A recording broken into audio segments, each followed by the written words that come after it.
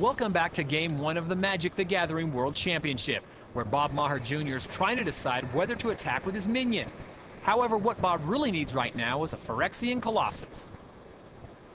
I mean, the Colossus requires Finkel to have 3 blockers, but he's still going to have the minion tokens later. He doesn't have to attack now to get rid of the tokens. Right. 1, 2, 3, 4, 5, 6. Make a token. Yep. 2 mana left. Maher still does have Colossus in his deck. We've checked, and it's 1 not in the graveyard or the remove from game pile. 0 mana left. Make another token. Block both your tokens.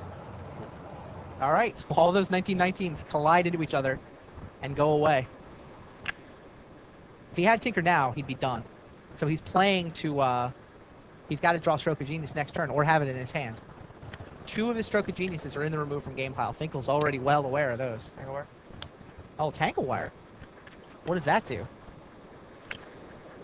You're up. End your turn, port. Doesn't seem like it's... Sounds good. I think I did this math right already. Finkel had already anticipated Tangle Wire. Alright, Tangle Wire in stack. Yep. In response. Just in case. I'll make a token. Okay. What's interesting is I think the way that Maher played it, he may not have Stroke of Genius available anymore.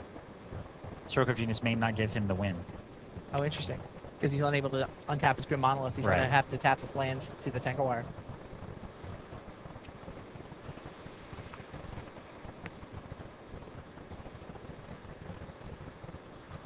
And Finkel still has enough mana to make 2 minion tokens. He'd already worked that all out ahead of time. That's why he played the second key. 1, 2, 3, 4, 5, so.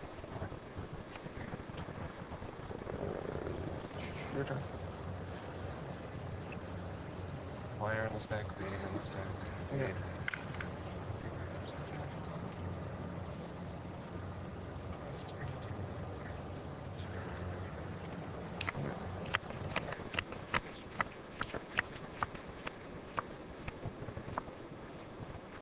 Yep. It's a big draw phase. First stroke. No, wait a bit. 1, 2, 3, 4, 5. I'm not gonna slow roll you. Maher just admits it. Nope, I don't have it. They're friendly enough to have enough respect for each other's ability to understand the game that they're beyond the bluffing mode. I think what they're thinking about here is that, or at least what Maher's thinking about, is at what point 3, he's going to attack first here. 5, 4, 0, block. Yep. Okay. Finkel makes a token. Brings it over. Oh, Maher does have Fran Dynamo. Doesn't look like he's got enough mana fast enough, though. Go. Not sure exactly how many cards are left in Maher's library, but it won't take many attacks for 19 to finish him off. I'll put the wire on good old stack there. Yeah.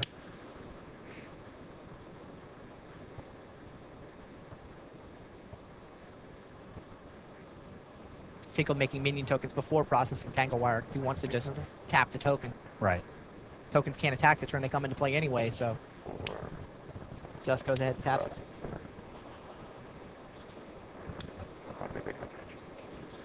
5. This single token. Remember back when Maher was going to easily win this game with that 1919 processor token? Boy, it certainly seemed like it. Then Finkel was going to easily win the game with Colossus. Boy, did it certainly seem like it. Crumbling Sanctuary looks pretty good for Maher. Boy, it certainly seemed like it. Tap these 2. Draw a card.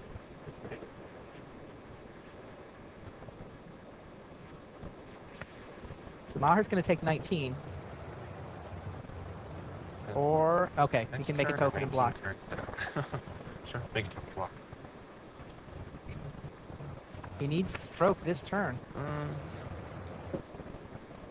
Finkel almost out of cards in his library. Your turn. He loses the game if he's ever forced to draw a card that isn't there. Fire in the stack. And Stroke of Genius will do it.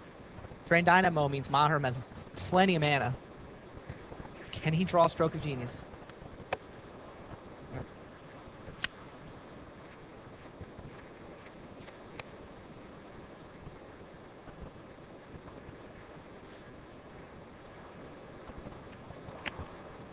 Go ahead, John. He can survive one more turn, I think. Yep.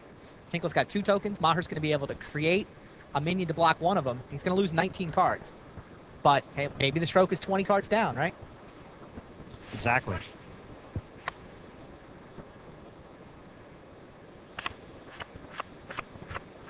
Looks like Maher will stick around to see one more draw phase.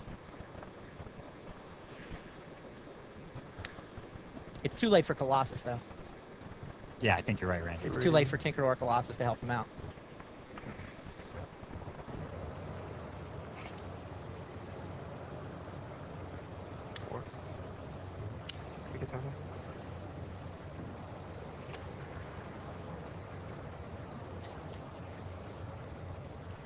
Have these two. All right. Finkel Draw. processes Tangle Wire.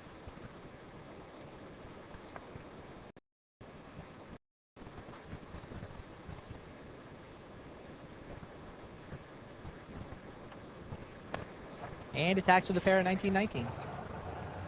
Maher's obviously going to Block one. make a token to block one of them, and now 19 cards get removed from the game. 19. 19. Hopefully we'll be able to see which ones they are. Maher's going to slow roll us.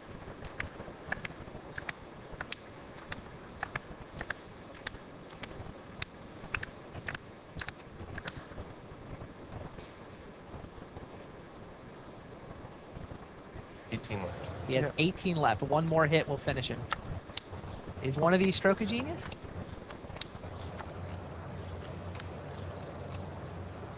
Couple Tinkers. Pure kicks. He hasn't lost one yet. Oh, there it is. So Maher gets one more draw phase, but I don't think there's anything left for him to draw.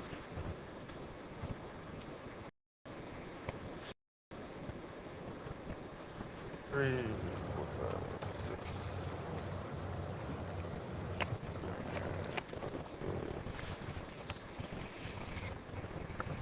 4.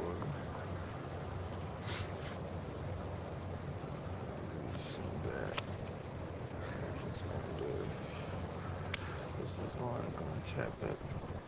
Okay. 2, 3, 4. Cool. Okay.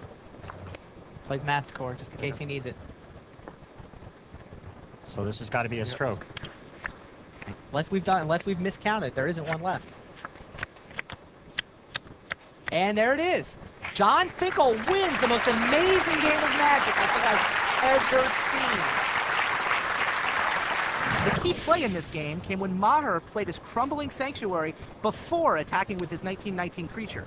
What he didn't realize was that by doing so, he left John with 20 life and the ability to make 1919 creatures of his own. This very slight misplay cost Bob the game. Magic players have always used the internet to talk strategy or check deck lists. Well, this year at the World Championships, they can watch the final via webcast. We're now going to jump ahead to the 5th and deciding game of the match between U.S. National Champion John Finkel and Pro Tour Player of the Year Bob Maher Jr. Let's recap the action. In Game 1, we saw one of the most amazing games of professional Magic ever played, as Finkel barely edged out Maher to jump out to a 1-0 lead. Maher came roaring back in Game 2 as he took full advantage of a mediocre draw on Finkel's part. Whereas in Game 3, Maher continued the assault, playing a quick processor, playing it safe, and only paying 7 life. When Finkel searched for and never really found an answer, he ended up losing quickly to a swarm of 7/7s, and Maher was one game away from being world champion. Not to be outdone, Game 4 was Finkel's turn for the explosive draw, as the game was over in short order, and we were tied going into Game 5 at 2 games apiece. Let's learn more about Bob Maher Jr. The World Championships are on the line, but I feel surprisingly relaxed. John and I are good friends. It'll be a friendly match, and whichever one of us wins will be a great world champion. My strengths in my game are especially my patience and fact that I can calculate odds pretty quickly. The deck I'm playing is a deck that John's playtest team actually put together, and then I found out through some mutual friends of mine and theirs what they were playing with. So when I showed up here, I told them that I knew about the deck, so then they let me into their playtest group, and I got the deck from them. I just clinched Pro Tour Player of the Year, and I feel great about it. And to finally have it clinched is a huge weight off my shoulders, because I don't think I'd ever have another chance like this for quite some time. If I could become Pro Tour Player of the Year, World Champion, and win a Pro Tour in the same season, I wouldn't ever feel like I had anything left to prove. I feel like I was the best player in the game. Before this event, John Finkel was way above the competition in terms of prize money. A second place finish here ensures that John's winnings would be double his closest competitor. John Finkel and Bob Maher are making their bid to join some of the greatest Magic players of all time in the right to claim the title of World Champion. It's time for the deciding game number 5. Both players are comfortable with their opening draw. Maher plays an island and says done. Yes, sir. Go ahead. It's interesting that Bob Maher didn't necessarily have to be sitting here in this game. Back in game 1, he played a Crumbling Sanctuary in an attempt to deck John Finkel. Had to, because he was going to get killed by Colossus if he didn't. But he played it before attacking with a 1919 creature. That Finkel, later in the game, still had 20 life points left over to use to make 1919 minion tokens of his own for his own processor. And that mistake cost Bob Maher Jr. game number 1. If he attacks first, then plays the Sanctuary, there's no way for Finkel to get out of it. And Maher would already have won the World Championship. I don't know. So now at game 5, if Maher Jr. loses this one, well, could be known as the one that got away from him. It's not clear that Maher even realizes the mistake he made. The players have been up on stage. I'm pretty sure Finkel saw it, but I haven't really seen Finkel say anything to Bob about it. Yeah, Maher may be completely unaware that he made any mistakes in this match. He's going to hear about it afterwards, though. Oh, yeah. You betcha. It won't sting nearly as much if he wins this game, though. If he wins, doesn't matter. If he loses, it matters. Maher attempts to cast Tangle Wire, and Finkel's got the annul. Go ahead.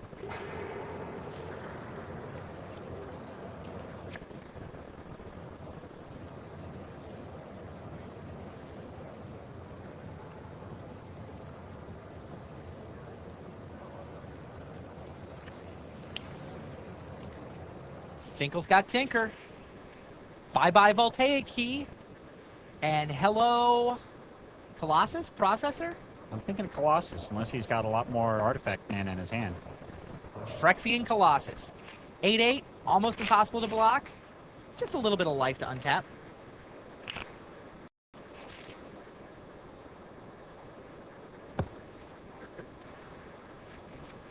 Finkel tinkered Phyrexian Colossus into play.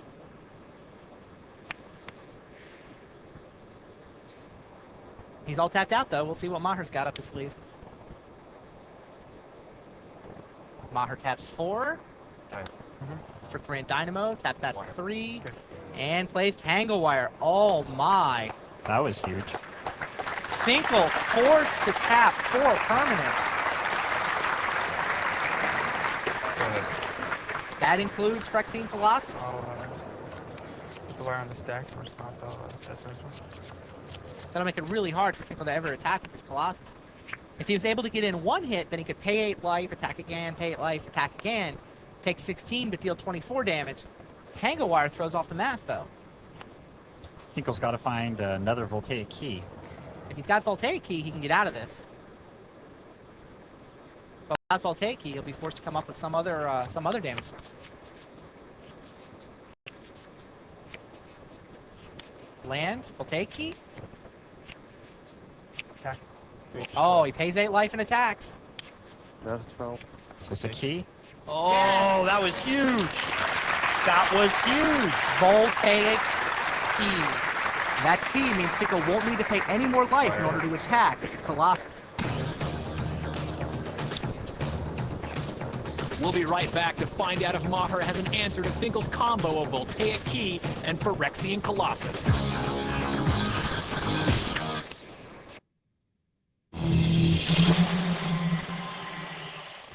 Welcome back to Game 5 of the World Championship Finals. I'm Randy Buehler, here with Brian Hacker, and when we left you before, Bob Maher was trying to find some answer to John's Phyrexian Colossus.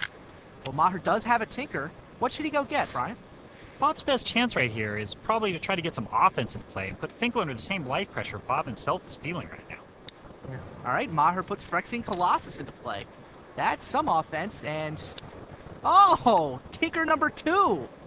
Now what does he go get? Wow, well, because of Bob's earlier Tangle Wire, John was forced to pay 8 life to untap his Colossus, putting himself at 12 in the process. Something like a Masticore coupled with a Colossus of his own here would at least give Bob a fighting chance. Yeah, it looks like Bob has decided on Masticore with Tinker number 2. Suddenly, he's got 12 power worth of offense in play, threatening a lethal counterattack. Yeah, absolutely, Randy. The fact that Bob now has 12 points of creature damage staring John down limits John's options this turn pretty severely. He can't very well use the Lone Voltaic Key to untap the Colossus and attack because Bob would just simply crack back the next turn and win the game. If he doesn't have anything else in his hand, I think John simply has to sit tight, say done, leave the Colossus on defense as he gets the Key and the Colossus synced up to allow both an attack and the threat of a block. Yeah, it doesn't look like Finkel's going to be able to attack this turn. He's looking at his options. He's got a lot of cards, Randy. We'll see if he's got the answer yet again. That's why they call him John Finkel.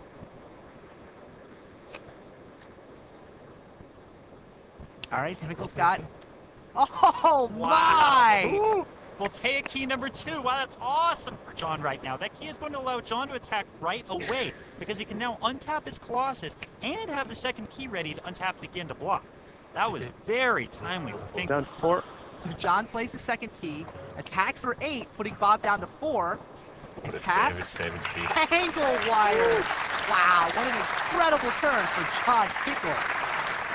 Maher's now going to have to come up with an answer to Colossus with only 2 mana available to him.